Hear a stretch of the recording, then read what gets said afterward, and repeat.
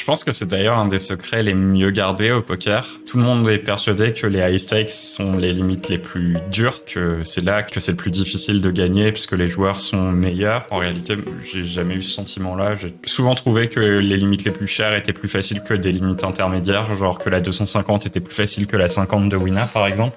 En cash game aussi, les giga high stakes sont souvent plus belles que les 5-10, 3-6 quoi, qui sont assez réggish et pas beaucoup plus faciles quoi. Je comprends en fait que ce secret soit gardé parce que tu vois, si t'es joueur high stakes, t'as envie que les gens continuent à penser de cette façon. Pour moi, le sens que les très hautes limites soient plus faciles que les limites, on va dire moyennes en termes de règles, c'est lié à des questions de bankroll parce qu'il y a beaucoup de règles qui pourraient jouer plus haut mais qui n'ont pas l'argent pour le faire. Typiquement en Expresso 250 sur Wina, pour assumer les swings, il fallait quand même être bien rollé et ça va être encore pire en cash game vraiment très high stakes. Et du coup, ça crée un peu un filtre. Il va y avoir des baleines qui peuvent le jouer parce que eux, ils ont juste de l'argent et des règles, mais très peu de règles du coup, qui ont aussi les fonds nécessaires pour assumer les swings. Et c'est aussi pour ça que j'ai eu besoin de Spin Elite parce que tout seul, j'aurais jamais pu assumer les swings, même en 10 € à l'époque avec une roll de 1300, ça n'aurait jamais suffi. Il aurait fallu que les choses se passent bien Bien au début, ouais. toujours. Genre, jamais d'accident.